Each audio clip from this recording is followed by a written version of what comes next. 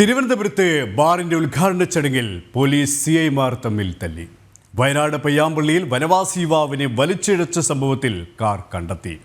കണ്ണൂർ പയ്യാവൂരിൽ മകനെ കുറ്റിക്കൊണ്ട കേസിൽ അച്ഛന് ജീവപര്യന്തം തടവ്.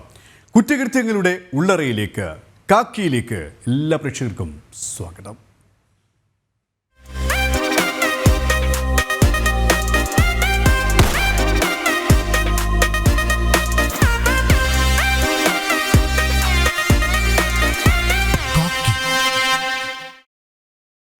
ഗുണ്ടാ നേതാവ് ഓംപ്രകാശിനെ പിടികൂടി. ഫോർട്ട് പോലീസാണ് പിടികൂടിയത്. ബാറിലെ സംഘർഷത്തിലാണ് നടപടി. കഴക്കൂട്ട് നിന്നാണ് ഇയാളെ പോലീസ് പിടികൂടിയത്. വിവരങ്ങളുമായി രശ്മി കാർത്തിക ചേരുകയാണ്. രശ്മി, ഓംപ്രകാശിനെയാണ് പോലീസ് ഇപ്പോൾ പിടികൂടിയിരിക്കുന്നത്. ബാറിലെ സംഘർഷവുമായി ബന്ധപ്പെട്ട കേസിലാണ് പോലീസിന്റെ നടപടി. മറ്റ് വിശദാംശങ്ങൾ എന്തൊക്കെയാണ്?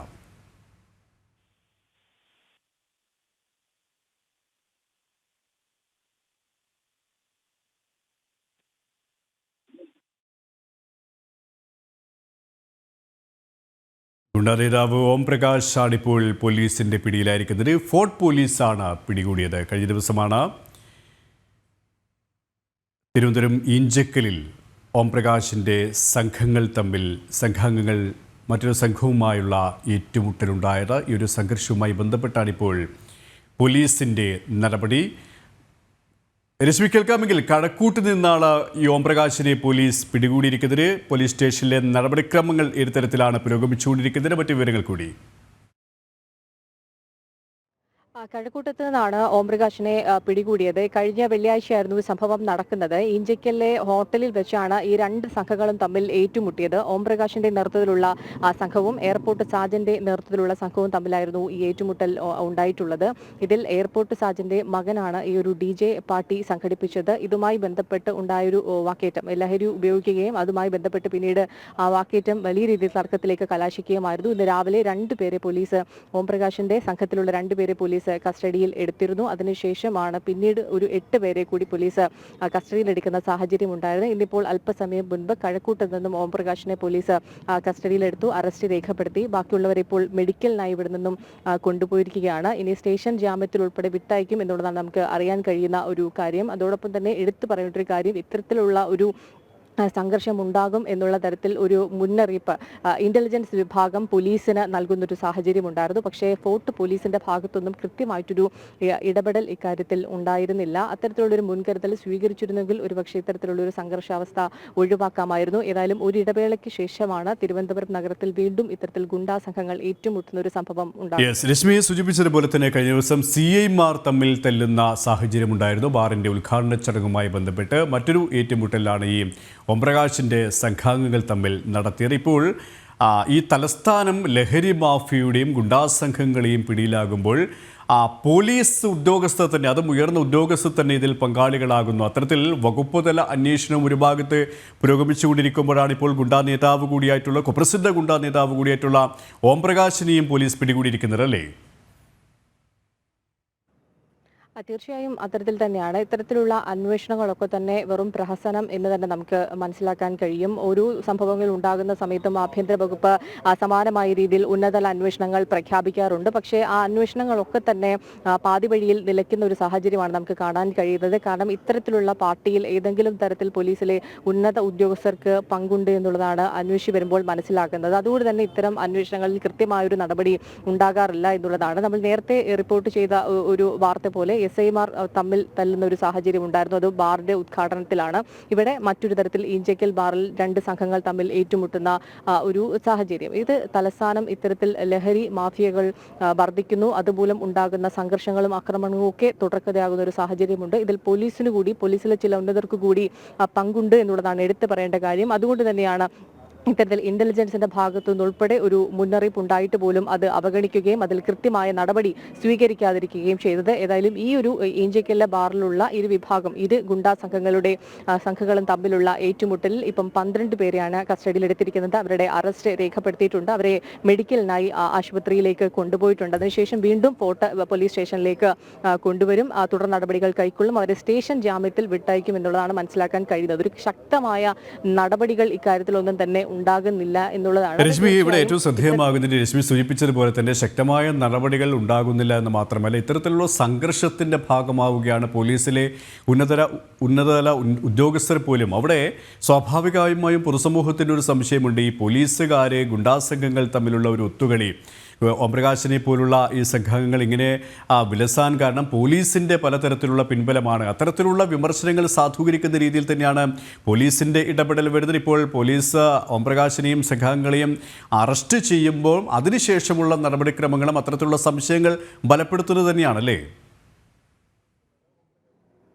തീർച്ചയായും ആ സംശയങ്ങൾ ബലപ്പെടുത്തുന്നത് തന്നെയാണ് ആ തുടർ നടപടികൾ. KP സൂചിപ്പിച്ചതുപോലെ തന്നെ ശക്തമായ നടപടികൾ ഇക്കാര്യത്തിൽ സ്വീകരിക്കാതിരിക്കുന്നത് കൊണ്ട് തന്നെയാണ് ഇത്തരത്തിലുള്ള സംഭവങ്ങൾ ഇതേ രീതിയിൽ ആവർത്തിച്ചു പോകുന്നത് എന്നുള്ളതാണ്. നേരത്തെ ഞാൻ സൂചിപ്പിച്ചതുപോലെ തന്നെ ഇതിൽ പോലീസ് ഉദ്യോഗസ്ഥർക്കുള്ള ബന്ധം അല്ലെങ്കിൽ ഇന്റലിജൻസിന്റെ റിപ്പോർട്ടുകൾ വരുമ്പോൾ കൃത്യമായൊരു മുൻകരുതലും ഇടപെടലും ഒക്കെ നടത്തേണ്ട സാഹചര്യത്തിലാണ് അത്തരത്തിൽ പൂർണ്ണമായി മൗനം പാലിക്കുകയും ഇത്തരത്തിൽ സംഘർഷങ്ങൾ ഉണ്ടാകുന്ന സമയത്ത് അതിനുശേഷം ഏകദേശം പോലീസ് ആ സ്ഥലത്തേക്ക് എത്തുകയും അവരൊക്കെ രക്ഷപ്പെട്ടതിന് ശേഷം അവിടേക്ക് എത്തുകയും ചെയ്യുന്നു. ഒരുപക്ഷെ അതുമായി ബന്ധപ്പെട്ടുള്ള വിവരങ്ങൾ മുൻകൂട്ടി ലഭിച്ചിട്ടും ഈ സംഭവമൊക്കെ കഴിഞ്ഞതിന് ശേഷമാണ് പോലീസ് അവിടെ എത്തുന്നത്. ഏതായാലും ഓംപ്രകാശിന് നോട്ടീസ് ഉൾപ്പെടെ നൽകിയിരുന്നു. ആ നോട്ടീസ് ലഭിച്ചിട്ടും ഹാജരാക്കാത്ത ഒരു സാഹചര്യത്തിലാണ് പോലീസിന് അറസ്റ്റ് ചെയ്യേണ്ടി വന്നത് എന്നുള്ളതാണ് ഫോർട്ട് CI ഉൾപ്പെടെ വ്യക്തമാക്കുന്ന ഒരു കാര്യം. ഏതായാലും ഇതിൽ ഇത്തരത്തിലുള്ള ലഹരി മാഫിയകൾ, ഗുണ്ടാ സംഘങ്ങൾ തമ്മിലുള്ള ആക്രമണങ്ങൾ എല്ലാം തന്നെ ഒരു ഇടവേളയ്ക്ക് ശേഷം വീണ്ടും തിരുവനന്തപുരത്ത് വളരെ സജീവമാവുകയാണ്. അപകടകരമായ ഒരു സൂചന തന്നെയാണ്. ശക്തമായ നടപടികൾ കൈക്കൊള്ളുന്നില്ല എന്നുള്ളതും ഈ ഘട്ടത്തിൽ എടുത്തു പറയേണ്ട ഒരു കാര്യമാണ്. സുരേഷ്. യെസ്, ഗുണ്ടാ നേതാവ് ഓംപ്രകാശിനെ പിടികൂടിയിരിക്കുകയാണ്. ഫോർട്ട് പോലീസാണ് പിടികൂടിയത്. ബാറിലെ സംഘർഷത്തിലാണ് നടപടി. കഴക്കൂട്ട് നിന്നാണ് ഇയാളെ പോലീസ് പിടികൂടിയത്. രശ്മി കാർത്തികയാണ് വിശദാംശങ്ങൾ നൽകിയത്. പത്തനംതിട്ടയിൽ ഭാര്യയെ കൊലപ്പെടുത്തിയ കേസിൽ ജാമ്യത്തിലിറങ്ങി മുങ്ങിയ പ്രതി 14 വർഷത്തിനു ശേഷം പിടിയിലായി. കടമാങ്കുഴി സ്വദേശി സിന്ധു കൊല്ലപ്പെട്ട കേസിൽ ഭർത്താവ് രാജീവാണ് പിടിയിലായത്. തിരുവല്ല KSRTC സ്റ്റാൻഡിൽ നിന്നാണ് ഇയാൾ കോയിപ്പുറം പോലീസിന്റെ പിടിയിലാകുന്നത്.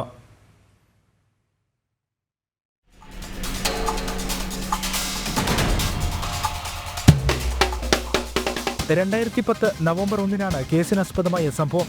കുടുംബ പ്രശ്നങ്ങളെ തുടർന്ന് ഭാര്യ സിന്ധുവിനെ പ്രതി രാജീവ് മണ്ണെണ്ണയൊഴിച്ച് തീ കൊളുത്തി കൊലപ്പെടുത്തി. പ്രതിയെ പോലീസ് ഉടൻ അറസ്റ്റും ചെയ്തു. ജുഡീഷ്യൽ കസ്റ്റഡിയിലായിരുന്ന ഇയാൾ പിന്നീട് ജാമ്യത്തിലിറങ്ങി. തുടർന്ന് കോടതിയിൽ ഹാജരാകാതെ മുങ്ങി. കോടതി പ്രതി രാജീവിനെതിരെ LP വാറന്റും പുറപ്പെടുവിച്ചു. പല സ്ഥലങ്ങളിലെ ഹോട്ടലുകളിലും മറ്റും ജോലി ചെയ്ത് ഒളിവിൽ കഴിഞ്ഞു വരികയായിരുന്നു ഇയാൾ. കണ്ണൂർ, എറണാകുളം, ബംഗളൂരു എന്നിവിടങ്ങളിൽ വിവിധ സ്ഥലങ്ങളിലായി പ്രതി രാജീവ് ഒളിവിൽ കഴിഞ്ഞു. രാജേഷ് എന്ന പേര് മാറ്റി വ്യാജ തിരിച്ചറിയൽ കാർഡും ഉണ്ടാക്കി. ബംഗളൂരിൽ പ്രതിയുണ്ടെന്നറിഞ്ഞ പോലീസ് ഇവിടേക്ക് എത്തിയിരുന്നു. പോലീസ് ഒളിസ്ഥലം മനസ്സിലാക്കി എന്നറിഞ്ഞതോടെ ഇയാൾ കണ്ണൂരിലേക്ക് കടന്നു. ഇതിനിടയിൽ കൊട്ടാരക്കരയിൽ ഒരു യുവതിയുമായി പ്രതി രാജീവ് താമസവും തുടങ്ങി. രാജേഷ് കൊട്ടാരക്കര എന്ന പേരിൽ ഫേസ്ബുക്ക് അക്കൗണ്ടും സൃഷ്ടിച്ചു. സമൂഹ മാധ്യമങ്ങളിലും സജീവമായി. ബംഗളൂരിലെ ഒളിയിടം മനസ്സിലായതോടെ കഴിഞ്ഞ 1 വർഷമായി പോലീസിന് ഇയാളുടെ മൊബൈൽ ലൊക്കേഷൻ സംബന്ധിച്ച് കൃത്യമായ വിവരങ്ങൾ ലഭിച്ചിരുന്നു. ഇത് കേന്ദ്രീകരിച്ച് നടത്തിയ അന്വേഷണത്തിൽ കൊട്ടാരക്കരയിലേക്ക് എത്തുന്നതായും വിവരം ലഭിച്ചു.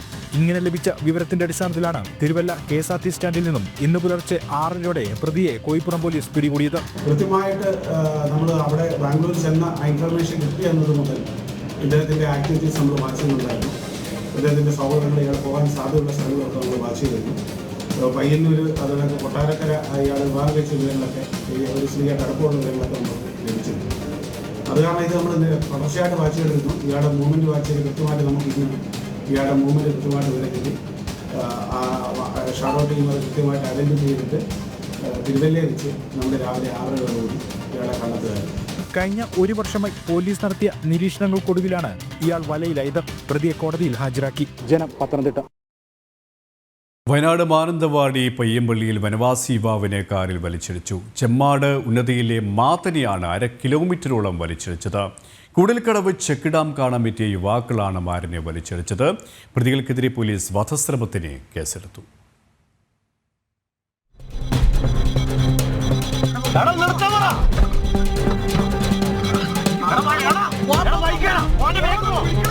കഴിഞ്ഞ ദിവസമാണ് വനവാസി യുവാവായ മാതനെ 4 പേരടങ്ങുന്ന സംഘം കാറിൽ വലിച്ചിഴച്ചത്. കൂടൽക്കടവ് ചെക്ക് ഡാം കാണാനെത്തിയ ഇരുകൂട്ടർ തമ്മിലുണ്ടായ വാക്കേറ്റം തടയാനെത്തവെയാണ് സംഭവം. കുറ്റിപ്പുറം രജിസ്ട്രേഷനിലുള്ള സെലേറിയോ വാഹനത്തിലെത്തിയ യുവാക്കളാണ് മാതനെ റോഡിലൂടെ വലിച്ചിഴച്ചത്. വാഹനം നിർത്താതെ പോവുകയായിരുന്നു. പിന്നീട് നടത്തിയ അന്വേഷണത്തിലാണ് കുറ്റിപ്പുറം സ്വദേശി മുഹമ്മദ് റിയാസിന്റെ പേരിലുള്ള KL 57H8733 എന്ന വാഹനത്തിലെത്തിയ ആളുകളാണ് കൃത്യം നടത്തിയതെന്ന് മനസ്സിലായത്. തുടർന്ന് നടത്തിയ അന്വേഷണത്തിൽ ഇയാളുടെ ബന്ധുവായ വയനാട് കണിയാമ്പറ്റ സ്വദേശി ഹർഷിദിന്റെ വീട്ടിൽ നിന്നും കാർ കണ്ടെത്തിയത്. പ്രതികളെ തിരിച്ചറിഞ്ഞെങ്കിലും ആരെയും കണ്ടെത്താനായില്ല. പ്രതികളെക്കുറിച്ച് കൃത്യമായ വിവരങ്ങൾ ലഭിച്ചിട്ടുണ്ടെന്നും ഉടൻ തന്നെ പിടികൂടാനാകുമെന്നും പോലീസ് പറഞ്ഞു. സാരമായി പരിക്കേറ്റ വനവാസി യുവാവ് വയനാട് മാനന്തവാടി മെഡിക്കൽ കോളേജിൽ ചികിത്സയിലാണ്. ജനം, വയനാട്. കണ്ണൂർ പയ്യാവൂരിൽ മകനെ കുത്തിക്കൊണ്ട കേസിൽ അച്ഛന് ജീവപര്യന്തം തടവും 1 ലക്ഷം രൂപ പിഴയും. ഉപ്പുപടത്ത് സ്വദേശി സജിക്കാണ് ശിക്ഷ വിധിച്ചത്. 19 വയസ്സുകാരൻ ഷാരോണിനെയാണ് സജി കുത്തിക്കൊലപ്പെടുത്തിയത്.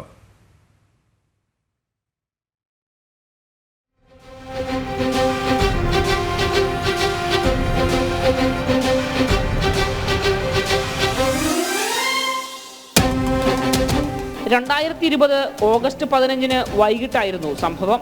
പ്രതിയുടെ ഭാര്യ ഇറ്റലിയിൽ നഴ്സാണ്. ഇവർ അയക്കുന്ന പണം ഭർത്താവ് മദ്യപിച്ച് ദൂർത്തടിക്കുന്നുവെന്നാരോപിച്ച് പിന്നീട് മകൻ ഷാരോണിന്റെ പേരിലാണ് പണം അയച്ചിരുന്നത്. ഈ ദേഷ്യം മകനോട് പ്രതിക്കുണ്ടായിരുന്നു. സംഭവത്തിന്റെ തലേദിവസം സജി വീട്ടിൽ ചാരായം വാറ്റുന്നത് ഷാരോൺ തടഞ്ഞിരുന്നു. ഈ വിരോധത്താൽ മകനെ കൊലപ്പെടുത്തിയെന്നാണ് കേസ്. വീട്ടിലെ ഡൈനിങ് ഹാളിൽ മൊബൈൽ ഫോണിൽ നോക്കിയിരിക്കുകയായിരുന്ന ഷാരോണിനെ പ്രതി പിന്നിൽ നിന്ന് കത്തികൊണ്ട് കുത്തിക്കൊലപ്പെടുത്തുകയായിരുന്നു. കുത്തേറ്റ മകൻ നിലവിളിച്ചുകൊണ്ട് പുറത്തേക്കോടി. മുറ്റത്ത് വീണ കിടക്കുമ്പോൾ പ്രതി മകനെ രക്ഷപ്പെടുത്താൻ തുനിയാതെ കുത്താനുപയോഗിച്ച കത്തി കഴുകിയ ശേഷം ബൈക്കിൽ കയറി പുറത്തേക്ക് പോയെന്നാണ് സാക്ഷിമൊഴി. കേസിൽ 31 സാക്ഷികളെ വിസ്തരിച്ചു. 7 തൊണ്ടിമുതലുകൾ ഹാജരാക്കി. ജനം, കണ്ണൂർ. പത്തനംതിട്ട റാന്നി മന്ദമരുതിയിൽ യുവാവിനെ കാറിടിച്ച് കൊലപ്പെടുത്തി. ചേതോങ്കര സ്വദേശി അമ്പാടി സുരേഷാണ് കൊല്ലപ്പെട്ടത്. കേസിൽ 4 പ്രതികൾ അറസ്റ്റിലായി. റാന്നി ബീവറേജിന് സമീപമുണ്ടായ സംഘർഷമാണ് കൊലപാതകത്തിൽ കലാശിച്ചത്.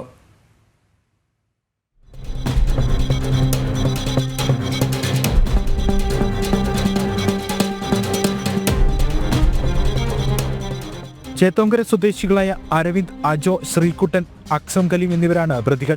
റാന്നി ബിവറേജിന് സമീപം ഇന്നലെ വൈകിട്ട് 3 മണിയോടെ കൊല്ലപ്പെട്ട അമ്പാടിയുടെയും പ്രതികളുടെയും സംഘങ്ങൾ തമ്മിൽ അടിപിടിയുണ്ടായി. പോർവിളി നടത്തിയ സംഘം ഇവിടെ നിന്നും മടങ്ങിയ ശേഷം രാത്രി 8 മണിയോടെ മന്ദമരുതിയിൽ വെച്ച് വീണ്ടും ഏറ്റുമുട്ടി. ഇവിടെ റോഡിൽ നിൽക്കുകയായിരുന്ന അമ്പാടി സുരേഷിനെ പ്രതികളായ അരവിന്ദും ശ്രീകുട്ടനും അജോയും കാറിലെത്തി ഇടിച്ചു വീഴ്ത്തി. അമ്പാടിയുടെ ശരീരത്തിലൂടെ കാർ കയറ്റിയിറക്കി. മുഖ്യപ്രതി അരവിന്ദാണ് കാർ ഓടിച്ചത്. ഗുണ്ടാ ലിസ്റ്റിൽ ഉൾപ്പെട്ട ആളുമാണ് ഇയാൾ. ബിവറേജിന് മുന്നിൽ അടിപിടി നടത്തിയ സംഘത്തിൽ അജോയും അക്സമുമായിരുന്നു ഉണ്ടായിരുന്നത്. കൊല്ലപ്പെട്ട അമ്പാടി ഉൾപ്പെടെയുള്ളവർ പിന്നീട് എത്തിയതാണ്. കൊലപാതകം നടത്തിയ ശേഷം കാർ ഉപേക്ഷിച്ച 3 പ്രതികൾ എറണാകുളത്തേക്ക് പോയി. അരവിന്ദ്, ശ്രീകുട്ടൻ, അജോ എന്നിവരെ എറണാകുളത്ത് നിന്നും അക്സമിനെ റാന്നിയിൽ നിന്നുമാണ് പോലീസ് പിടികൂടിയത്.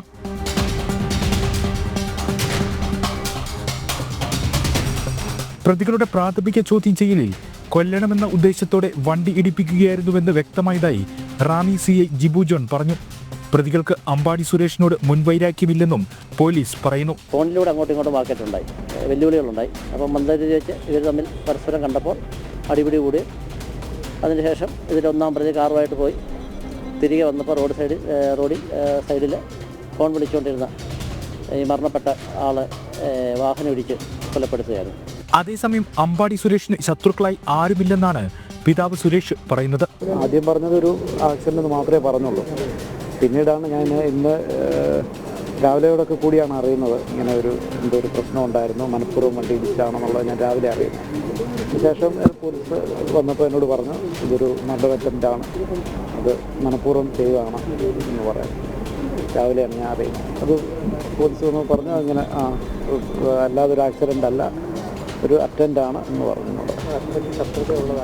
ഇല്ല, അവനങ്ങനെ വഴക്കൊന്നും പോകുന്ന ആളല്ല.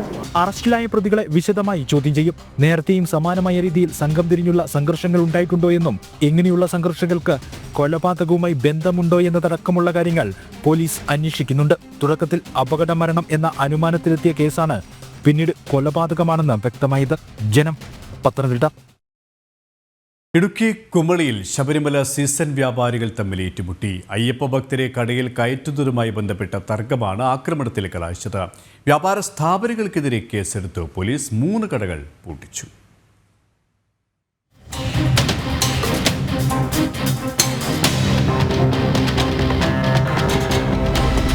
ശബരിമല മണ്ഡല മഹോത്സവത്തിനോടനുബന്ധിച്ച് സ്പൈസസ്, വിവിധ ചിപ്സ് ഇനങ്ങൾ എന്നിവ ഉൾപ്പെടുത്തി നിരവധി കടകളാണ് കുമളിയിൽ തുറന്നിരിക്കുന്നത്. ചേർന്നിരിക്കുന്ന കടകളിൽ തീർത്ഥാടകരെ വിളിച്ചു കയറ്റാൻ ജീവനക്കാർ തമ്മിൽ മത്സരമാണ്. ഇത്തരത്തിൽ വ്യാപാര സ്ഥാപനത്തിന് മുമ്പിൽ നിർത്തിയ വാഹനത്തിലെ അയ്യപ്പ ഭക്തരെ കടയിലേക്ക് വിളിച്ചു കയറ്റുന്നതിനിടെയുണ്ടായ തർക്കമാണ് സംഘർഷത്തിൽ കലാശിച്ചത്. ആക്രമണത്തിൽ വ്യാപാര സ്ഥാപനങ്ങളിലെ ജീവനക്കാർക്ക് പരിക്കേൽക്കുകയും ചെയ്തു.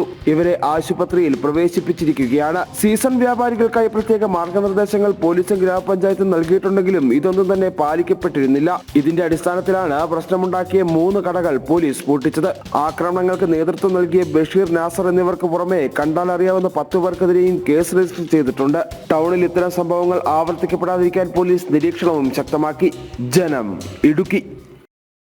മംഗളവനത്തിനരികെ ഗേറ്റിന് മുകളിലെ കമ്പി തുളഞ്ഞു കയറിയ നിലയിൽ കാണപ്പെട്ട മൃതദേഹം തിരിച്ചറിഞ്ഞില്ല. തമിഴ്നാട് സ്വദേശിയുടേതെന്ന് സംശയിച്ചിരുന്നെങ്കിലും ഇത് സ്ഥിരീകരിച്ചിട്ടില്ല. വ്യക്തിയെക്കുറിച്ച് എന്തെങ്കിലും വിവരം കൂടി ലഭിച്ച ശേഷമായിരിക്കും പോസ്റ്റ്മോർട്ടം നടപടികൾ.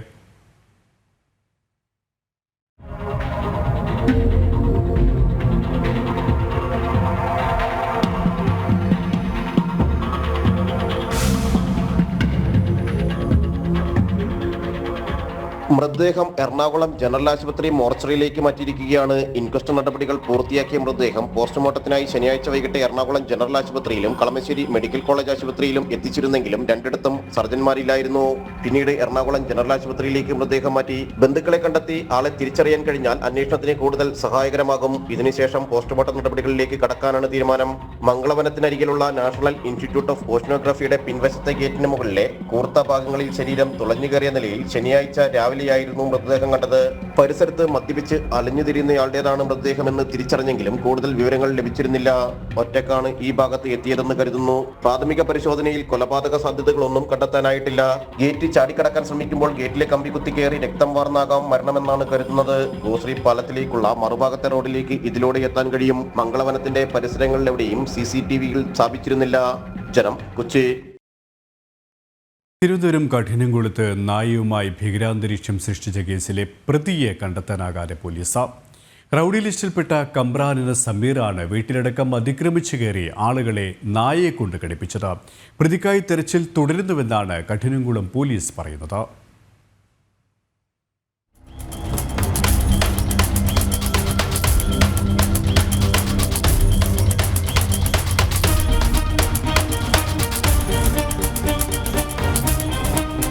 തിരുവനന്തപുരം കഠിനംകുളത്ത് നായയുമായി ഭീകരാന്തരീക്ഷം സൃഷ്ടിക്കുകയും 3 പേരെ നായയെ വിട്ട് കടിപ്പിക്കുകയും ചെയ്ത കേസിലെ പ്രതിയെ ഒരു ദിവസം കഴിഞ്ഞിട്ടും കണ്ടെത്താനാകാതെ പോലീസ്.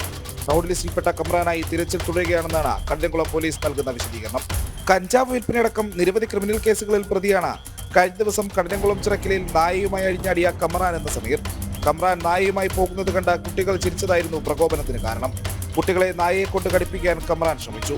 കുട്ടികൾ വീടിനുള്ളിലേക്ക് ഓടിക്കയറിയതോടെ പിന്തുടർന്നെത്തിയ കമ്രാൻ സക്കീറിനെ നായയെ കൊണ്ട് കടിപ്പിക്കുകയായിരുന്നു.